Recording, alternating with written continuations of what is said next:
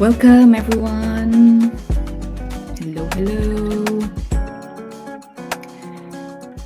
Yes, I see some reactions. We have a full room today. I couldn't connect my camera to the right camera, my laptop to the right camera, so you're seeing me from a different angle for a change. But I think that's good after 2 days of Anne Maria. Here I am. I hope you can. I thank you, Rachel. Thank you so much. Yeah, sometimes, tech, you do what you can. You do your best. Welcome, and let me pull our check-in for today's session.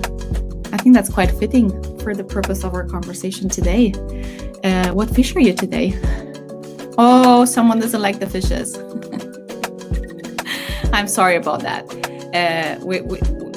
If you're more of a cat or a dog person, feel free to let us know in the chat and maybe react with the GIF. Right, I see them coming in.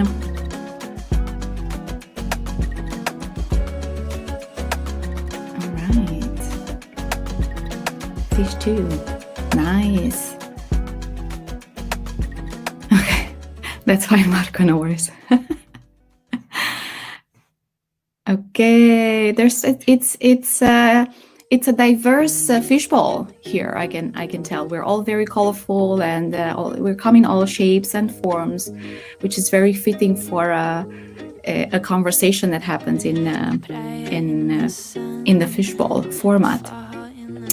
My name is Anna Maria. If we haven't met before, I lead the community here at Butter, and we're at Collab Fest. It's day 2 of Collab Fest. I think there are 3 more sessions to go with this one. We took 2 days. We blocked our agendas to celebrate collaboration in a remote setting, distributed world, in this new. Well, it's not new, and it's not a new reality anymore. I think we all call it, oh, it's the new reality. I think it's the old reality already, right? And I really wanted to try a different type of sessions in between panels, and the experts that took the stage, of course, and sessions that have an agenda and they're prepared and so on. And I really wanted to open up this hour for a conversation with everyone here. We're all in one way or another linked with facilitation, whether we're facilitators ourselves or leaders or managers, and we're facilitating our teams. And there's a lot of conversation about future of work, which I find very exciting. I think facilitation belongs in that conversation. So I'm hoping for some good brain sparks and good ideas happening next. The music that you're hearing in the background is, you can control it. So feel free to up and down your volume. If you're hovering over that tiny little bar at the bottom, you can play with the volume bar. Yes, awesome. So thank you for playing along with the poll and picking the fishes. I'm going to end it now. All right, so that's the winner. If anyone knows what type of fish this is, please let us know. I was like, should I go the extra mile to actually Google the names? And then I said, let it go, Anna Maria. One other thing that I'm very curious to know is if anyone is here for the very first time in Butter. This session is the very first time you're seeing this tool. Curious. Yes, hello. So we can say proper hey, Raul. So we can say a proper hello and welcome you properly to Butter and to today's session. Thank you very much. Yoo-hoo! I love that. Okay, so killing the music. Yes, Andrea, you should be able to remove it with the app as well.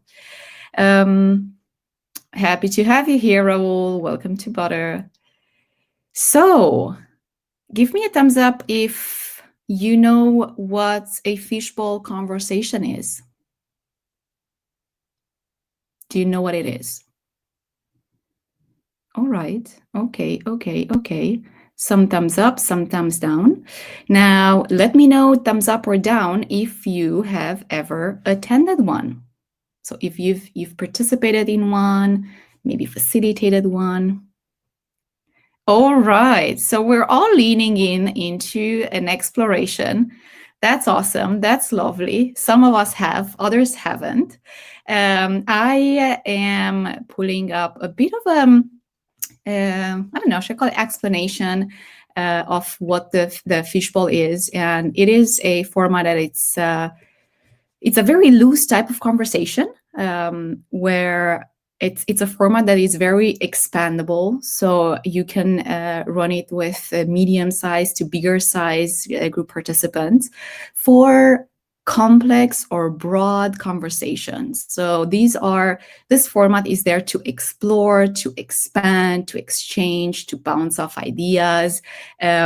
It's not there to narrow it down and to pinpoint on something and to find the solution to a challenge. No, it's an exploration format rather than anything else.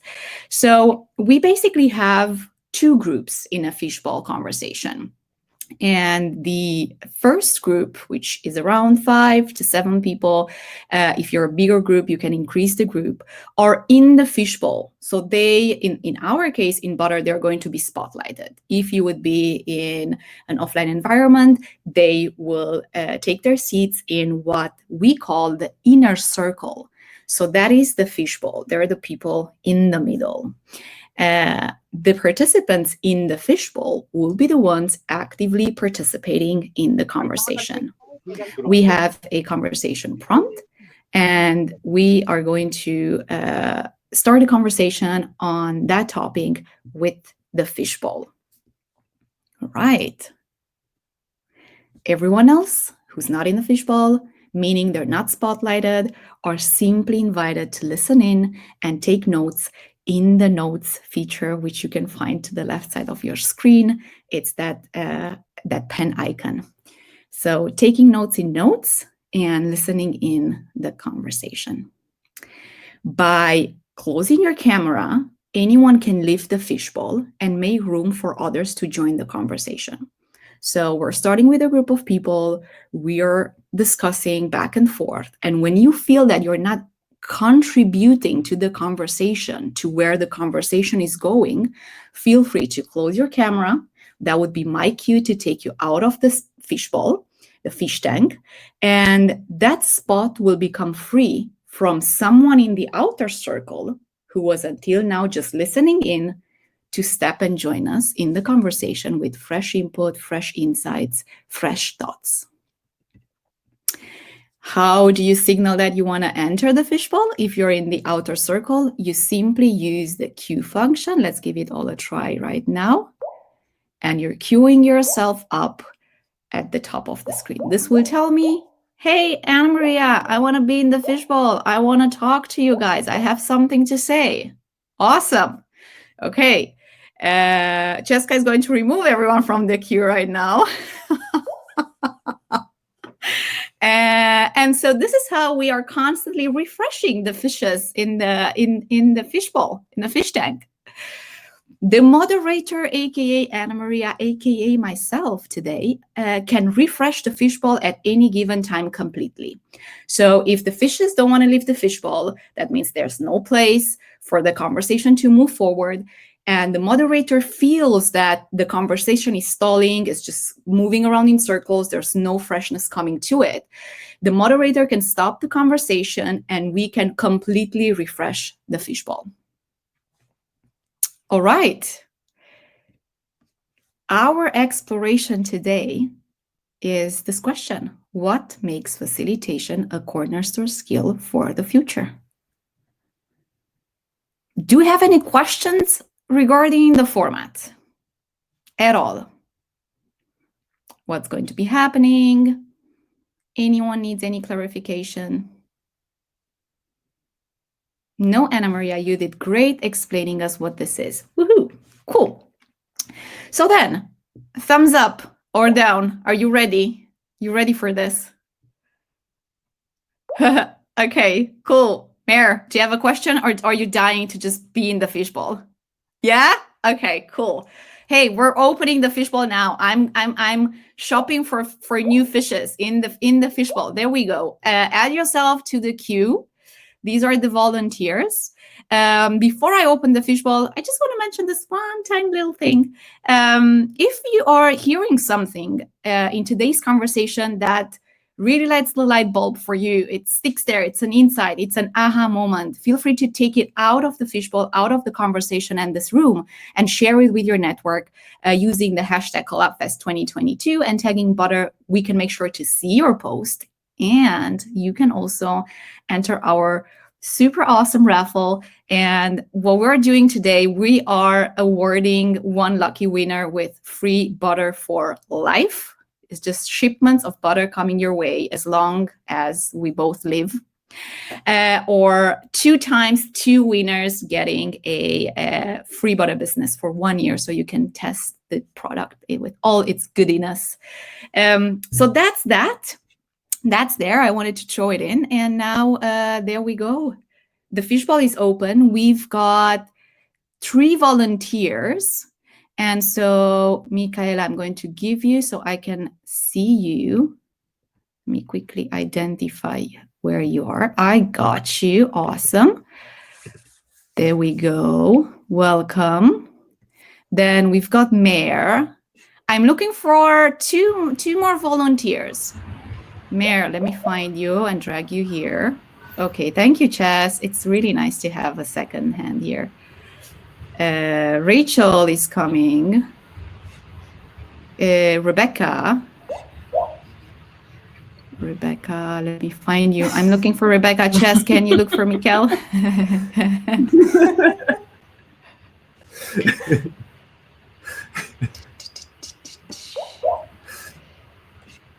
All right, Mikkel. Okay, I cannot find Rebecca. Oh, yes. Got it. Cool. All right, so Rachel is in, Rebecca is in, Mikkel is here. And we are 5. And Paul, you're next in line, so hang in there. All right, welcome everyone. Welcome to the fishbowl. Really excited to have some volunteers. I was a bit nervous there for a while. But then I saw Mary and Rachel in the room and I said, oh, you knew I was going to volunteer. I'm saved. So please, feel free to keep your mics on if you do not have background noises or anything happening, because that will just smoothen up and loosen up the conversation and the additions in between the muting and unmuting. So I'm going to throw the big question into the room once again and invite you to build up the conversation, and the flow will go very natural. So do not expect me to go in and say, oh, Michaela, do you want to add something to what Rachel said? This is a bounce of ideas. It's just the only thing that's different is that 35 other people are just eyeballing you as you chat to each other, right? So that's it. That's the only thing. Otherwise, it's just 5 friends talking about facilitation in the future of work. And the moment you feel you're not contributing to where the conversation is going, camera off, we take you out, and Paul comes in the fishbowl. The same for everyone else. You can queue up if you feel like, oh my God, this is really cool. I really want to go there. I really want to experience this. Feel free to queue up. So then we're going to take you in order. Cool stuff. All right, so let's do it. What the question prompt for today? What makes facilitation a cornerstone skill for the future? Well, I think it's always been a skill. I think people just didn't have the terminology to say what it is.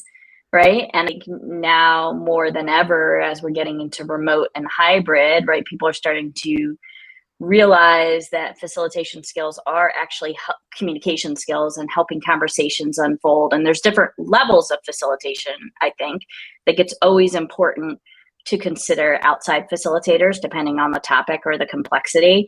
But I also think you need to nurture facilitation skills in your team. And I think that needs to be part of learning and development. And I think people need to understand that there are specific skills for it. And it's not easy right? It's not always easy to be a facilitator, but I think it's important. Yeah. Oh, Mayor, go ahead.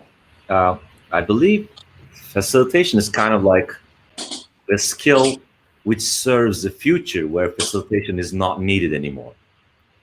So it's like, we go to a gym, we work with a personal trainer up until a point where we know our body and work on ourselves by ourselves.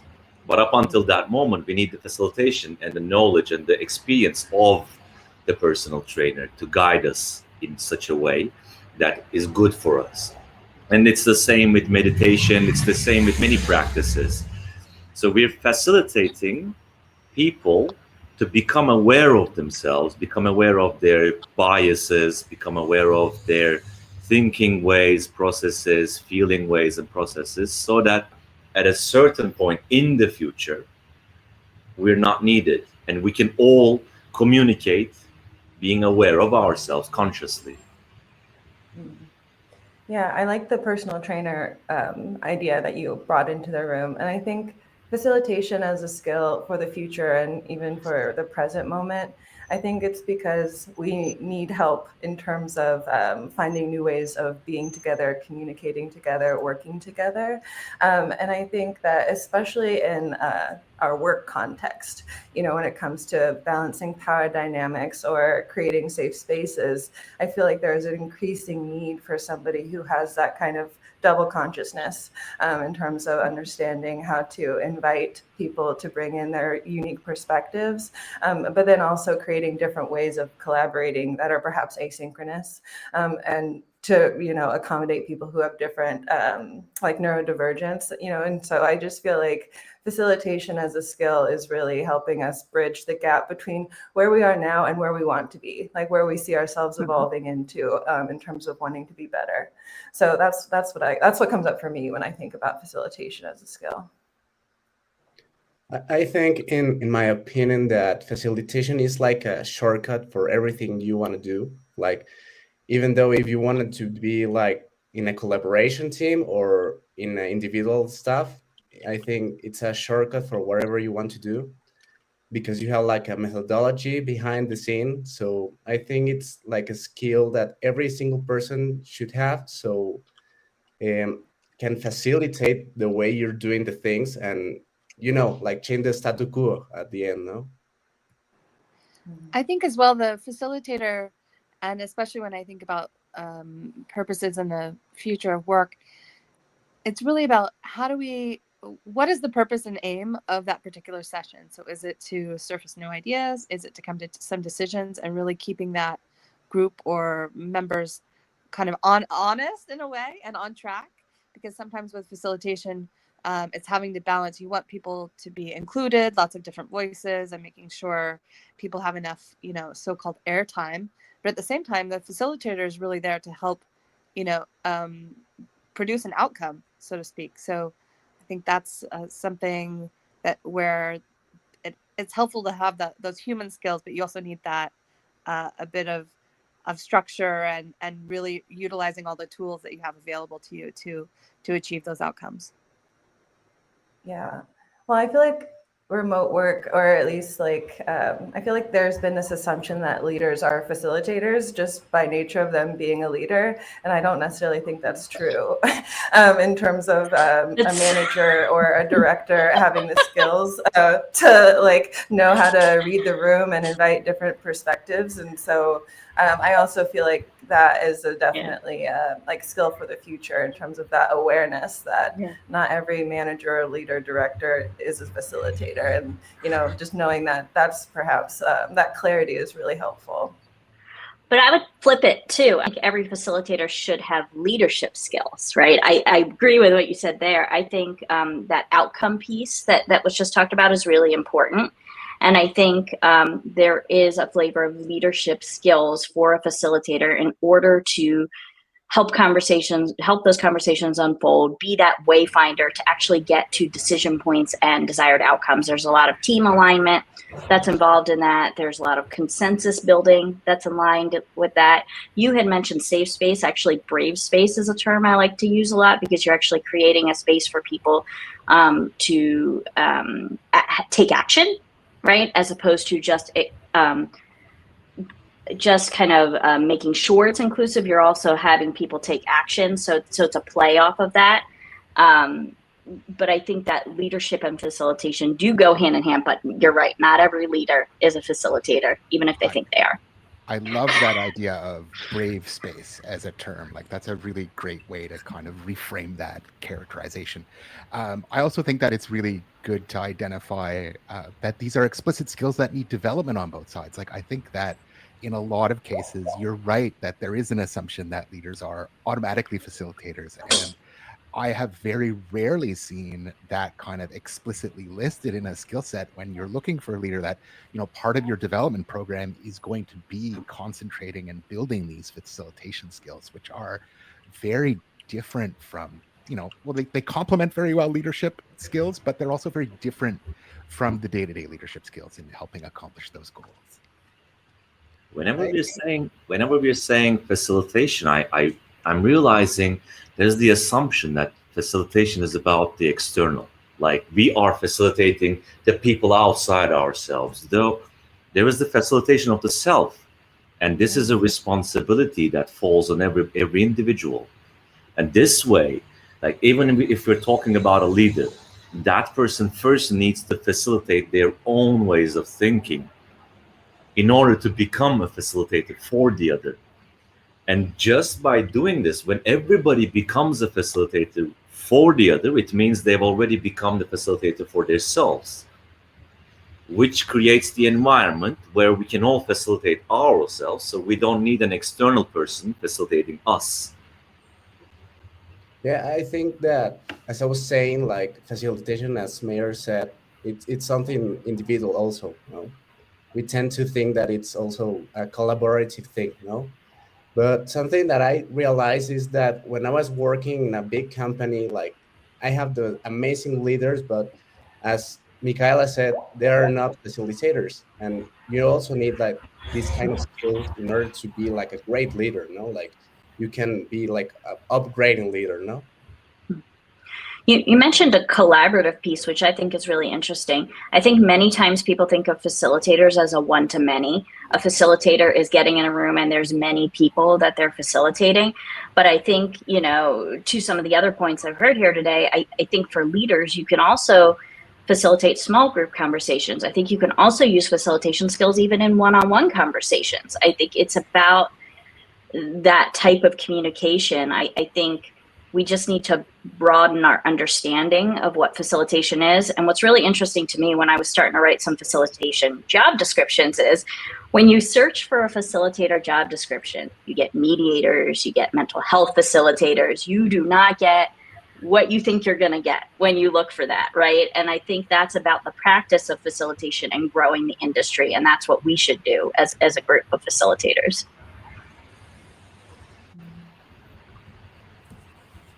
I think it's wow, I caused silence. I'm just kidding. No, I think that's a really good point. Like, my No, brain no. is like full on with thinking right now. I think it's great, like, which kind of abilities you need for each kind of facilitation, as you were saying, Rachel. Like, if you are like a facilitator, not in a business aspect, but in a health aspect, like, it's kind of interesting how you can niche this kind of facilitation skills, right? Mm-hmm. Right. And- I think and- it depends and- so much on your Oh, go ahead. audience, right? Like, that's what I'm hearing in terms of what your facilitation looks like, and the output of your facilitation very much depends on the intention of who you're talking to and what the goals are. And I guess coming back to this idea of safe and brave spaces, I think of, those types of energies as like spectrums, and thinking about the audience and who are we designing for. Some people do need that kind of safe, curated space, and then moving them into bravery. It's like helping people move from one place to another is how I really think about facilitation in general. And I do agree, it could look very different in different contexts and based off of the goals. I love that, though. In that sense, I think the most important thing here that we're talking about is the definition of what facilitation is. Like, what do we mean by facilitation? Do we mean helping someone? Do we mean empowering them? Do we mean, like, what do we mean by facilitation? Because it changes a lot of things on the way that we're talking on it right now. I would say in the chat, I was just going to say in the chat, drop your definitions. I'd love to hear what everyone in the room thinks facilitation is. Go ahead, Anne. I'll pop in with mine, yeah, because I come from like an instructional, I see it as this line from instruction to facilitation, and we say instead of it being, it's kind of going with this transition from, especially within learning and development, top down to almost like guided bottom up. Because instead of saying this is how you do X, Y, Z, it's the leadership through things like open questions and inviting those kind of diverse perspectives and allowing voices that aren't usually heard to be heard. And I think also we talk about the collaboration kind of flat structure in business and flexible schedules. And within those organizational cultures, you still need guidance and ways for people to actually structure how to have their voices heard and things like that. It doesn't just magically happen. So it kind of also manifests that culture of everyone has a voice within modern companies or flat structures. But you have to have that facilitator there who can act as the person who lifts those voices and provides the space, because the space does not just exist organically in a sense. Yeah, I also think that like it's not just the people in the room or the dynamics that you're talking about, but like why it's so important in the future is like where technology has brought us. And so much of our working life and so much of our day-to-day lives have become automated. And like there's things that are just done automatically, like in the design world, they just happen. There's components, there's things you put together, but how do we get to the problem itself? It has to be through humans and through conversation and through connections. And that's kind of something that can't be automated.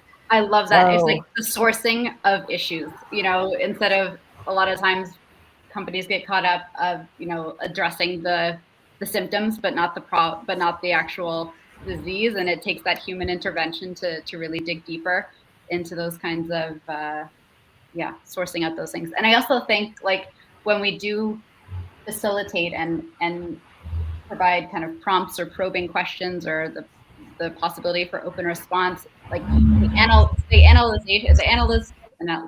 analysis and the self-reflection in that, I think, is of decision making. And a lot of the things we kind of stress what I'm doing is actually training people to be their own decision makers, and that actually gives them in training or like realistic on the job training of coming up with your own answers and presenting them and not just coming away with, yeah, I've completed these units. Like, no, I've had to form my ideas, defend my ideas, and get consensus on those ideas.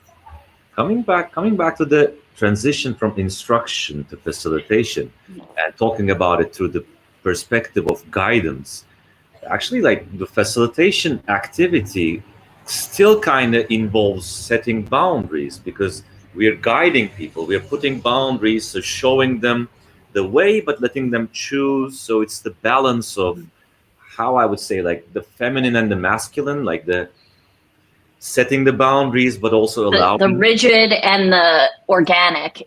I think it's the balance there, right? Like I think you have to know the boundaries to cross the boundaries, and I think that's the balance that comes out of facilitation, right? I start sometimes with hi. These are some I don't like to call them rules of engagement, but that's where you'll find them if you Google.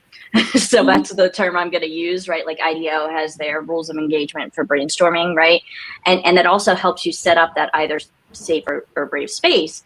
And you give some of those creative constraints, I think, so people know that they can go past them, right? It's that level of kind of risk tolerance too, and helping people on that continuum go from their comfort zone to their stretch zone to their risk zone. Yeah, I was going to say constructive constraints. Like there's so much power in that, and being able to set these boundaries and set these limits where you can actually, when there's too many choices, there's too many options. we don't really know what to do with that sometimes.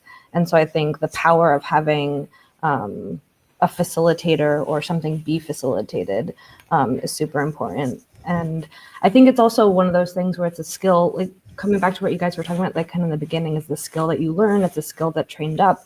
I think it's also something people talk about a lot right now, because it's hard to like say, like, how do you become a better facilitator without doing facilitation? Like, how do you kind of break down, that's something like I've been thinking about, like, what are the skills that we break them down into that actually we can build certain little skills that help build bigger skills? So like paraphrasing and active listening and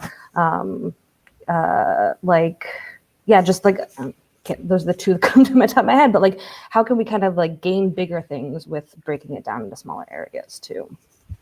I think the biggest tool that every single facilitator could have is feedback. Like, if you know like exactly what you're failing, now you can have like several skills that could add more value for what you're doing in your facilitator meetings. No. I think more facilitators should share where they failed, right? Like, think about conference talks, right? Everyone talks about their successes. Give me a talk where the whole talk is about what I failed on, right? Like, I think that's important and that is a skill of facilitation, being able to open up and make that connection, right? So that would probably be a great talk, I think, to hear, okay, this is where I failed. I've seen like some threads and talks, things about it, but I think it needs to be more mainstream. I mean, for me, looking at facilitation from the point of view of someone who's training or mentoring someone else, it's really about how you put people in a position where they could practice that skill as quickly as possible. And maybe if we're connecting it to fail fast. Putting the people you're facilitating or you're helping out in a position where they can fail quickly, where they can really test what they're doing in a very safe environment. I think that's, in essence, what I see as facilitating as a part of training. Yeah, I agree there. I think giving the participants the space to have those failures is part of the facilitation, right? There's no wrong answers. This is a place where you can open up. I think that's what makes things like workshops and sessions so special, because it takes you out. Well, not that it should take you out of your everyday life, but right now that's kind of the paradigm of it. It takes you into a different environment, right? Until facilitation is more prevalent in everything we do. Yeah, I mean, I see it as taking someone by the hand. I'm taking you outside your comfort zone, and I promise I will take you back where your comfort zone is. Don't worry. After you've tried a couple of things out. And I think it's particularly important if you're dealing with professionals and adult learners, because we all bring so much of our experience into the workplace or into a training session, that you kind of need to leave space for everyone to share those amazing pieces of advice and their life experience, so that they can, really broaden the goals and the challenges that you're dealing with in your session. Yeah, I think trust is something that keeps coming to mind when you're talking, like how much trust the people you're facilitating have to have in you, and kind of trust in yourself you have to have. And I think what you're talking about is like, how do you build that like rapport? How do you build that comfortability with each other, that there's, because I don't want to use the word authority, that like you have authority, but if you're gonna if I'm gonna trust you to like go into deep issues or go into challenges or go into like personal issues, like I need you to feel I need to feel comfortable with you. I need to kind of trust that you'll take me someplace that either I didn't know I wanted to go, but maybe now I do want to go there in a way as well. And I think that trust goes both ways. Oh, go ahead. Okay. Sorry, Rachel. No, you go. Additionally to making rapport with that person, I think it's very important to lower the expectations of each team member, because you know, there are like kind of exercises that they don't even know it. They should be like comfortable, like their expectations of doing that exercise should be like awful, no? So you can be like in this momentum, so they can be like kind of creative, no? If you want to make like, for example, like defense, no? Hey, so I just wanted to add, I mean, I think it's really interesting to hear how we all sort of think about what are the skills and sort of benefits of facilitation. But I think when I think a bit bigger, which was in essence the original question about why is it such a cornerstone skill for the future? I think for me, it's because we live in a very ambiguous world and we don't know the complexities and the challenges of what is coming ahead of us. And so we don't know what solutions are going to be needed. And we need to be able to think well together. And, you know, we're not going to be able to solve problems sort of on our own and challenges on our own. And what we really need is to be able to create environments where people can think together and really think differently in order to solve the challenges and then deal with the complexities of what's coming, because we live in this sort of very unknown space. And to me, that's why out of everything, whatever the skill is, whether that is synthesizing or listening or whatever those things are, but it's in service of that. It's in service of helping people to think deeper, to think differently, and to be able to sort of navigate a very unsettling and unchanging world for me. I love what you just said there, where people can think together. And that's really what being a facilitator is about, right? It's helping people think, right? Like giving them the space to think, giving them the guidance and the structure to think. And it's about, you know, sometimes in this very busy world, it's getting out of your own head, getting out of it's helping. What's that? Oh, sorry. Oh. I was like, did someone say something? But I love that thinking aspect of it, right? Like, I think that's really important. Oh, I was also thinking that sometimes it's really hard when you're part of a team to put yourself in a position where you feel comfortable sharing something that's new and it's different. So I think that's why sometimes it's helpful to bring in an outside facilitator that just creates a different energy, a different vibe in the room, and allows people to just experiment a little bit more in a way maybe you wouldn't be able to do with people you already know and you work every day with. In a way, I'm observing the world has become a place where the ambition to achieve is overwhelming. So we're always trying to come up with results. And within that sense, we sometimes feel things to become easier for us. Like things need to be easy to achieve faster. But sometimes they're not. Sometimes we need to transform ourselves, transform the team, transform the people, transform the environment, change. Change needs to happen. Learning needs to happen. And learning is not always easy. So it's not in the mindset to always go for the easy. What facilitation does, in my opinion, is make the hard thing easier. Make the hard thing being felt less, so that we play through it, we learn along the way, we take a journey, and in the end, we reach a result, maybe the result that we needed or we wanted or not. But we go someplace and we learn along the way. And this is beyond the ambition to achieve. This is the willingness to learn.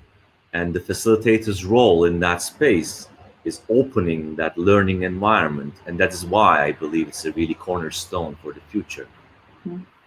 I absolutely agree. I think while harmony is nice, change doesn't come from harmony. Change comes from constructive conflict and being able to have those conversations where you don't agree with everyone in the room, and you shouldn't agree with everyone in the room. We need points of view to have change makers, right?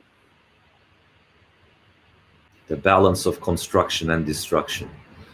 Yes. Well, you know, that's where new ideas come from, right? If we all agree with the old ideas, there's no new ideas.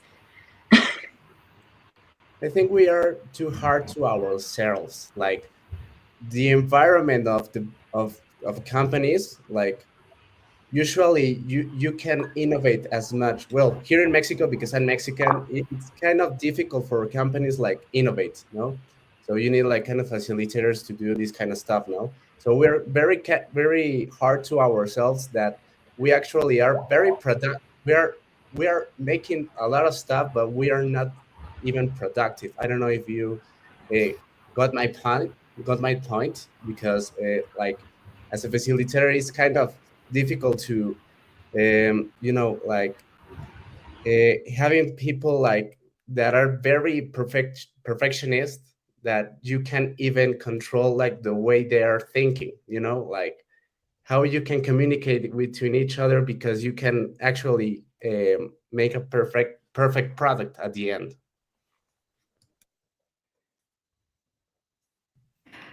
Yeah, I also think, like, I was just thinking, if you are doing facilitation regularly, whether it's with small groups within a larger department or with all these different groups across the company, you are actually also kind of amassing cultural knowledge about your organization. You are actually creating a bird's eye view that hasn't, existed previously. That a manager may have their own insight into how their department is working, but you get a different on the job in those safe spaces, amassing all those kinds of unwritten rules, or how people process information, or how people think about other parts of the organization. And it also, I think, gives you a deeper insight, because then when you are working with other departments, you have this knowledge in your head actually of the deeper cultural understanding across the organization that, would maybe be consigned to HR beforehand, but you actually are able to have a broader knowledge than the group you're working with in terms of helping guide the conversation. Looking at it from that perspective, then a facilitator's role would become to create meaningful connections between people, connections between ideas, thinking, feelings.